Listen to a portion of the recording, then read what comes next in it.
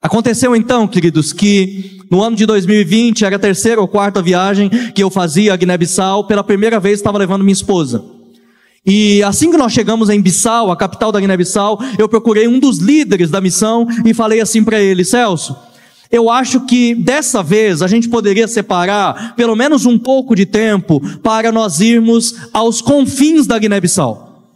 Porque desde quando eu venho aqui, desde quando eu vim pela primeira vez, nós temos pregado o Evangelho somente na capital, em Bissau. E isso tem sido uma bênção. A igreja tem crescido, tem sido estabelecida, novas congregações têm sido abertas, o clube de desbravadores está crescendo, mas eu acho que a gente já chegou no momento em que devemos ir um pouco além. O que você acha? Porque o Celso respondeu assim para mim: pastor, você está certo. E eu acho que tem um lugar perfeito para a gente ir. A Guiné-Bissau tem um arquipélago chamado Arquipélago dos Bijagós. No Arquipélago dos Bijagós há cerca de 80 ilhas, sendo que mais de 60 dessas ilhas são ilhas habitadas. Mas são ilhas muito distantes da civilização. A maioria delas não tem luz elétrica, nenhuma delas tem água encanada, elas não têm estrutura de trânsito como ruas, em muitas delas você não encontra sequer um veículo, a internet é algo muito recente ali.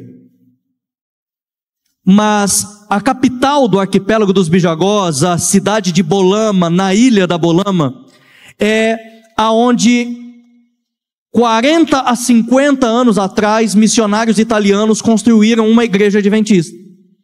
E naquela ocasião, aquela igreja adventista que ali havia, não tinha um pastor atendendo ela. Então nós não tínhamos notícias dela. O Celso falou: nós vamos até a ilha da Bolama, ali a gente vê qual é a realidade da igreja, quais são as necessidades deles para que nós possamos atender, e dali a gente vê como que a gente faz para avançar no arquipélago dos Bijagós. Eu falei: ótima ideia. Vamos para lá, mas me responde uma coisa: lá é ilha? Ele falou: é. Eu falei: então tem um problema. Só chega lá de barco, não é? Ele falou: é. Eu falei: então, Celso, eu não sei nadar não. Como é que eu vou fazer? Como é que eu vou entrar num barco se eu não sei nadar? Esse negócio não vai dar certo, vai dar certo? Não tem como dar certo. Se acontecer qualquer coisa, eu não tenho como me salvar. O Celso falou: não, Mateus. E você que tem amigos agora, você vai entender o que foi que aconteceu. Não, Mateus, fica tranquilo. A viagem é tranquila. O barco é bem seguro. Eles dão até um coletinho salva-vidas. Pode ficar tranquilo, não vai acontecer nada. Eu já fui para lá algumas vezes, não tem problema nenhum. Tem certeza, Celso? Ele falou: tenho. Eu falei: então tem mais um problema. Eu tenho labirintite. E se tem alguém aqui que tem labirintite, entende o que eu estou falando? A gente que tem labirintite não pode entrar em barco. Porque o barco fica balançando ali 2, 3, 4 horas e depois você fica balançando 60 dias seguidos. Pode tomar remédio, pode fazer o que for, não tem jeito. O Celso falou: não, a viagem é tranquila, Mateus, olha, o barco quase não balança. O mar é lisinho, Mateus, lisinho. E você trouxe teu labirinto, não trouxe? Eu disse: trouxe. Ele falou: então você pega o teu labirinto, toma ele na noite anterior, e no outro dia de manhã você toma de novo, na hora que a gente for viajar. Tenho certeza, vai dar tudo certo, você não vai passar mal. Você tem amigo? Eu disse: tem certeza, Celso? Ele disse: tenho. E eu falei: então tá bom, então a gente vai. Queridos, no outro dia nós levantamos de madrugada, o barco não tem hora para sair, ele sai assim que é possível, assim que ele está cheio de pessoas, então a gente tem que chegar o mais cedo possível. Era de madrugada, tudo escuro, chegamos no pier, morrendo de medo do barco já ter saído. Eu comecei a andar pelo pier, olhei para um lado, olhei para o outro, falei: Celso, o barco já deve ter ido. E o Celso falou para mim: não, o barco está aí. Eu falei: o quê? Esse negócio aqui? Ele falou: é. Falei: não, isso não pode ser um barco. Queridos, eu via um monte de tábuas com lonas e eu não sabia entender o que era aquilo. O Celso falou para mim: isso daí é o telhado do barco. Eu falei: ah, e como é que entra nele? A gente passa por cima do telhado e pula lá para dentro. Misericórdia, todo mundo com mochila, equipamentos de atendimento médico, odontológico, que é o que a gente leva na missão, medicamento. Como é que a gente vai fazer isso? Vamos lá, missionário é aventureiro, missionário tem que estar pronto, né? Jesus está com ele todos os dias da vida, não é assim? Então vamos lá, acendemos a lanterna do celular, passamos por cima do telhado, pulamos para dentro do barco, queridos. Quando nós iluminamos por dentro do barco, a gente percebeu que não tinha nenhuma cadeira, nem um banco para a gente se sentar. O que tinha era saco de cebola, saco de batata, saco de cimento. A gente ajeitou os sacos ali, sentamos, um meio encostado no outro, meio encostado na mochila, e apagamos a lanterna do celular, porque a gente não sabia quando ia ter energia elétrica de novo. Então ficamos ali com o celular desligado, naquele breu total e completo, mas a gente percebia que havia um grande movimento dentro do barco. Não dava para enxergar, mas a gente percebia que tinha um grande movimento. Dali a pouco os primeiros raios de sol nasceram, e quando eles nasceram, a gente se assustou com a quantidade de pessoas que tinha dentro do barco. Além de saco de cebola, de saco de batata, de saco de cimento, agora aquele barquinho que provavelmente dava para cerca de 60 pessoas, estava com quase 200 pessoas, segundo as nossas contas. E tinha mais. Galinha, já. Ok, queridos, nos preparamos e a viagem começou, o barco saiu e o meu amigo Celso estava 50% correto. Tinha colete salva-vidas, mas parecia uma folha de EVA. As cordinhas tudo rasgando, estourando, não servia para nada aquele negócio. A viagem foi calma, durante 2 horas, igualzinho o Celso falou. O mar estava lisinho, mal balançava, minha pressão caiu só um pouquinho. Mas depois de 2 horas de uma viagem calma e tranquila, o tempo fechou. E queridos, os ventos começaram a soprar contra aquele barco que já estava sobrecarregado, superlotado. E as ondas começaram a bater com força contra aquele barco, e eu nunca vou me esquecer dos estalos que aquele barco dava. A madeira estralava como se o barco não fosse aguentar a pressão e fosse estourar ali no meio do oceano com toda aquela carga e com todas aquelas pessoas. Mas a gente tem uma técnica no campo missionário. A gente olha para os nativos, e dependendo de como está a feição dos nativos, a gente fica tranquilo ou não. A gente olhava para os nativos, e os nativos estavam todos tranquilos, estavam todos em paz. Então a gente pensava, isso deve ser normal, então a gente vai ficar tranquilo também. Se eles passam por isso sempre, a gente também consegue passar por isso. E assim a gente reagiu, até que uma primeira onda muito forte bateu contra aquele barco. Queridos, quando a primeira onda muito forte bateu contra aquele barco, o barquinho que já estava sendo chacoalhado pelas ondas quase virou. A mercadoria que estava de um lado do barco caiu sobre as pessoas que estavam do outro lado do barco. O barco virou uma bagunça, e aqueles nativos que estavam todos tranquilos agora estavam desesperados, gritando socorro aos seus deuses. Eu me lembro que comecei a passar bastante mal, a pressão caiu.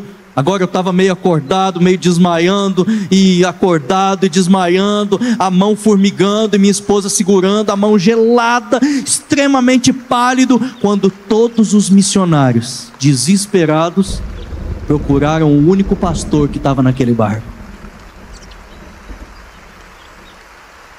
Todo mundo olhou para mim, e imediatamente eu disse: fiquem todos tranquilos. O barco que Jesus está, não afunda. O barco que Jesus está não afunda. Todo mundo olhou para mim e fez: é isso aí.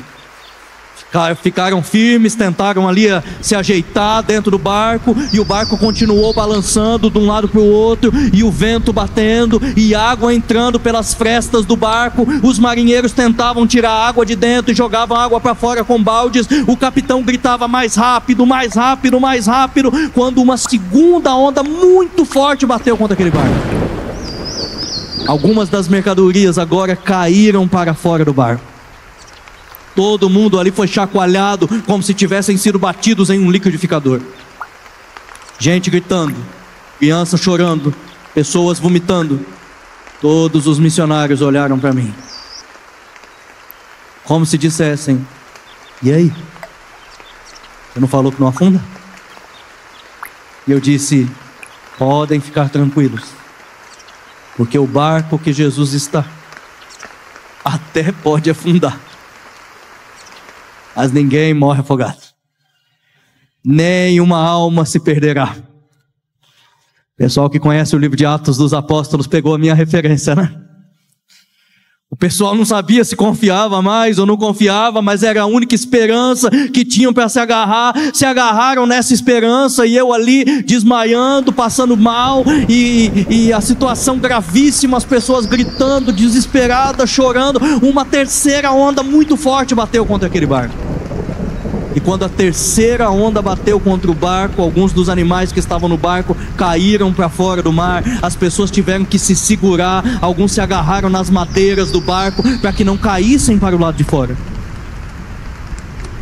De novo todo mundo olhou para mim. E de agora em diante a história não tem mais graça, porque eu disse assim: entreguem a vida de vocês a Jesus. Todo mundo orando agora: peçam perdão dos pecados de vocês, porque nós vamos todos morrer. Queridos, eu nunca vou me esquecer da oração que fiz. Peguei na mão da minha esposa e disse: amor, nós precisamos orar. E eu disse: Senhor, foi uma honra. Foi uma honra servir ao Senhor. Foi uma honra atender o seu chamado. E é uma honra, Senhor, morrer no campo missionário, morrer pregando o Evangelho. Eu poderia, Senhor, ter morrido em alta velocidade numa rodovia no Brasil. Eu poderia ter morrido, Senhor, destruindo a minha saúde, consumindo coisas que não deveriam ser consumidas. Mas o Senhor me deu a honra de morrer no campo missionário. Então eu peço ao Senhor: Pai, cuida da minha família. Nós ainda não tínhamos a Gabriela. Eu disse: Senhor, cuida da Ana Júlia. Senhor, cuida dos pais da Miriam. E eu comecei a imaginar os pais da Miriam recebendo a notícia. Eu disse: Senhor, o principal que eu quero te pedir, que Jesus Cristo se lembre de nós naquele grandioso dia, e que Ele nos chame para viver eternamente com Ele. Choramos, nos entregamos a Cristo e não tínhamos mais nenhuma esperança, quando uma quarta onda bateu no barco e a gente pensou: é agora, nós todos vamos morrer. Quando aquela quarta onda extremamente forte bateu no barco, o barquinho que estava balançando, quase virou, de maneira que entrou água dentro dele. Já estava entrando água pelas frestas, agora entrou mais. Os marinheiros já não tinham mais condição de tirar a água. Era certo, a gente ia morrer ali. Foi nesse momento que uma voz falou dentro do meu coração, repetindo as palavras que foram ditas para os discípulos naquele dia e estão sendo ditas a você hoje: e eis que eu estou convosco todos os dias, até a consumação dos séculos. Queridos, quando eu ouvi aquela voz dentro do meu coração, eu peguei a mão da minha esposa e imediatamente falei: amor, a gente está orando errado, vamos orar de novo. Eu acho que Miriam não entendeu nada quando eu disse assim: Senhor, nós não viemos lá do Brasil, Senhor, nós não atravessamos o oceano para virmos aqui para morrer, Senhor. Nós atravessamos o oceano para cumprir a ordem de Jesus de ir por todo mundo. Senhor, nós não deixamos a nossa família, o conforto da nossa casa, para a nossa história terminar assim. Nós precisamos testemunhar, Senhor. Ainda há pessoas na Guiné-Bissau que precisam conhecer o Evangelho através de nós. Então, Senhor, com base nisso eu peço ao Senhor: controla esse barco e acalma esse mar, em nome de Jesus Cristo. Queridos, o barco balançava de um lado para o outro, sendo chacoalhado pelas ondas e soprado pelos ventos. Quando eu disse em nome de Jesus Cristo, o barco estacionou. Queridos, o barco estacionou totalmente, como um barco não estaciona no meio do mar.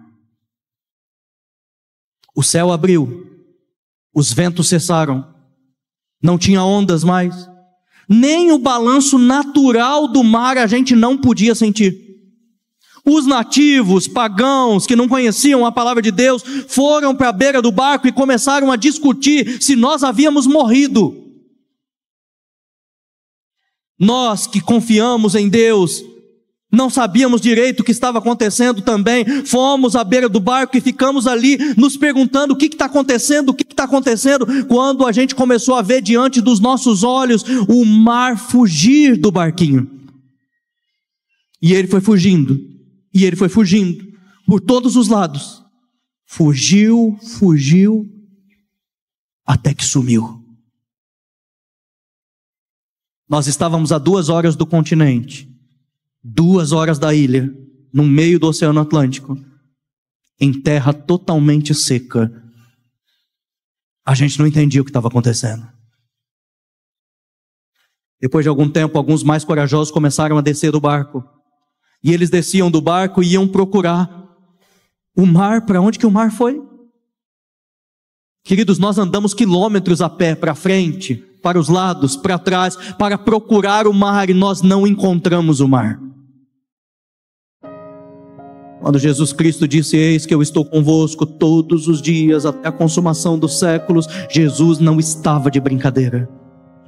Ele estava dizendo que você não precisa ter medo, que nenhuma das suas limitações, que nenhuma das circunstâncias em que você vive, que nada pode impedir que você cumpra a missão que Ele deu a você. Ele disse: eu estou convosco. Você quer ver os milagres que aconteciam com os apóstolos? Viva uma vida igual a dos apóstolos. Dedique a sua vida à pregação do Evangelho. Dedique a sua vida aos seus vizinhos, aos seus familiares conhecerem a Jesus. E, se possível, atravesse o oceano. Invada os países da janela 1040 e anuncie que Jesus Cristo é todo poderoso. Ele morreu na cruz do Calvário, mas está vivo pelos séculos dos séculos. E Ele pode operar o milagre que nós precisarmos, quando nós estivermos na linha de frente da batalha. Sabe, queridos, eu amo contar essa história. Viver uma história como as histórias da Bíblia é a coisa mais incrível que pode acontecer na vida de um ser humano. E eu louvo o nome do Senhor por isso. Mas eu também louvo a Deus, porque havia conosco um voluntário, o professor Christian. E ele chegou até mim, já andando pela areia, com a mochila nas costas. Falou: pastor, que loucura que é essa? Isso aqui é muito doido. Eu falei: é mesmo? Ele falou: pastor, aqui nas minhas costas, aqui na mochila, tem um drone. Eu trouxe para gravar essas imagens da nossa missão. Eu estou pensando em levantar ele aqui agora. O que o senhor acha? A situação estava meio assustadora. O Christian estava achando que era perigoso levantar o drone ali, porque ninguém entendia o que estava acontecendo. Eu falei: Christian, faz isso, porque eu vou mostrar para os meus filhos, para os meus netos e para os meus bisnetos, e para todo mundo que Deus permitir, o tamanho da obra que Ele fez em nossas vidas hoje. Queridos, a primeira foto que eu vou mostrar a vocês não é de drone. Essa foto foi feita do celular. Miriam e eu havíamos acabado de descer do barco, ainda tinha água. Vocês estão vendo? Estão vendo que a água ainda não tinha fugido totalmente? Está vendo? Agora olha aqui. Cadê a água? Essa foto ainda é uma foto mais de perto do barco. Mas eu gosto mais é dessa foto aqui, que dá para você ver como que as pessoas estavam apavoradas, estavam com medo de descer do barco. Colocaram até uma escadinha ali, dá para você ver? Colocaram até uma escadinha, mas poucos tinham coragem de descer. A maioria estava apavorado. Essa foto já dá uma visão um pouco maior, um pouco melhor. Já dá para ver como que nós estávamos em terra seca, no meio do oceano. E como Deus respondeu a nossa oração com o poder que só Ele tem de operar milagres. Queridos, hoje Jesus Cristo está dizendo a você: seja um missionário. E Jesus está falando para você que olha para as histórias bíblicas e fica encantado com os milagres que Ele fez. E Ele está dizendo: os sinais vão seguir aqueles que creem, mas também vão seguir aqueles que pregarem o Evangelho, aqueles que necessitarem desses milagres. E eis que eu estou convosco. Jesus estará com vocês em todas as missões que vocês cumprirem, obedecendo a ordem de Jesus. Então eu termino a mensagem de hoje perguntando: quem aqui quer ser um missionário? Você vai ter oportunidade de responder para Jesus, se você quer ser um missionário. Se você quer obedecer a sua ordem, o seu mandamento, agora com a convicção de que Ele está com você até a consumação do século. Vamos orar. Pai bondoso, hoje a voz do Teu Santo Espírito falou aqui nessa igreja e perguntou: quem quer ser um missionário? Eu sei, Pai, que dentro do coração muitos irmãos aqui decidiram que querem servir ao Senhor em missões aqui próximas de nós ou até mesmo do outro lado do oceano. Por isso, Pai, neste momento, em nome de Jesus Cristo, eu clamo ao Senhor por esses que atenderam ao seu chamado, para que sejam empoderados pelo Teu Espírito Santo, para que recebam a confirmação desse chamado, de maneira que já comecem a anunciar Jesus Cristo Salvador. Pai, nós oramos pela Guiné-Bissau, nós oramos pelo Senegal, nós oramos pelos demais 60 países da janela 1040 e clamamos a Ti, Pai, que onde existem barreiras para a pregação do Evangelho, que elas caiam pelo poder de Jesus Cristo. Aonde não existam barreiras, que a Tua igreja avance pelo poder de Jesus. Com a presença e com a certeza de que aqueles que aceitaram o chamado terão Jesus Cristo em sua vida até a consumação dos séculos. É o que nós imploramos em nome de Jesus. Amém. Que Deus abençoe você, a sua casa, a sua família. Que a graça e a paz de Jesus seja sobre nós.